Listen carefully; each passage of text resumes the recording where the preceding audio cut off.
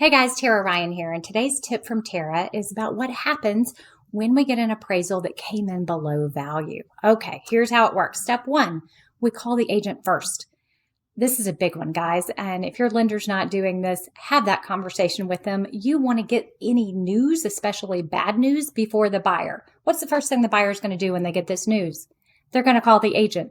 So we give you the heads up first, strategize, talk about options and next steps, then we reach out to the buyer. That's the first thing. The second thing is we've got to present options. Of course, one of the options is to ask the seller to lower the price, right? But you might have waived the appraisal contingency, or obviously not all sellers are going to lower the price. So what else can we do? What you might not know is oftentimes we can still do the loan. The one that we came in today, and guys, we're not seeing very many low appraisals. This one happens to be a quadruplex, and multi-unit properties often appraise randomly, either high or low, because there's not a lot of comps. Okay, so that's a situation here. A few comps came in a little bit low. The buyer, of course, is like, oh my gosh, I don't want to have to bring extra cash to closing. I'm going to terminate this contract. It turns out they were doing 10% down instead of doing, with the low appraisal, instead of it being a 90% loan, it becomes a 92% loan. Guess what?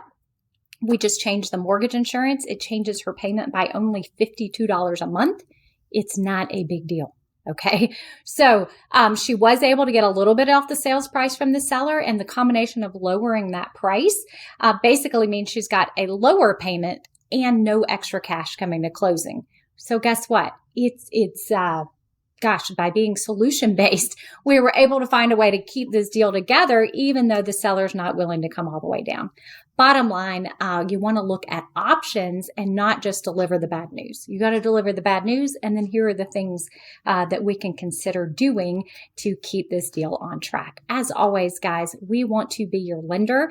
If you are not getting that kind of expertise and assistance when things go sideways, because it's a complicated business, it's not about doing everything perfectly. It's about how you handle it when things do what they do. As always, we are here to help.